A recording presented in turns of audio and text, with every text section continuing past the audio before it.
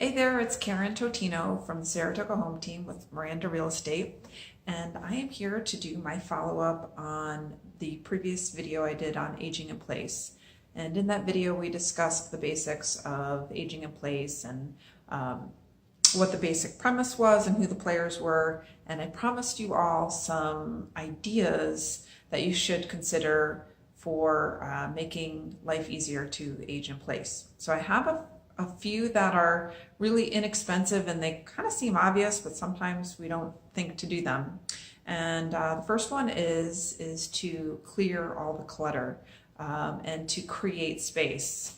You don't want to be having to weave your way through obstacles, and you also want to remove any unnecessary area rugs. So that's kind of an easy fix, doesn't cost any money. The second one is to change all your light bulbs. Make sure that the space is well lit. It's easy to see, and LEDs also don't need to be changed. So reaching up and getting to tough spaces to change light fixtures, once you do them with an LED, you shouldn't have to do it again for a very long time. And they have a very high quality light as well.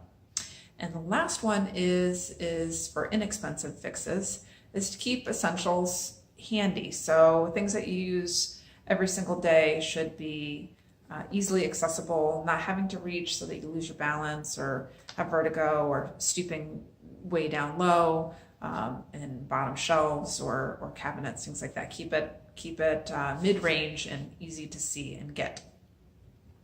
So I have some other recommendations that require a little bit more financial input, and also possibly the help of a contractor or more, construction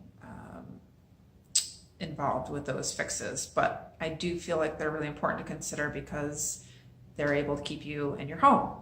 So the first one is you really should have at least one no-step entry into your house. It's really hard to get a wheelchair or a walker or someone that's struggling to move up and down steps. So there's a lot of fixes for that. I've seen, for new construction, I've seen beautiful sloped walkways right up to the front porch. So there's not even any stairs in it. It looks beautiful. If you already have steps, there are ramps that you can either build or kind of temporary ramps that you can put to bridge that gap. So if you have steps, there are solutions for that.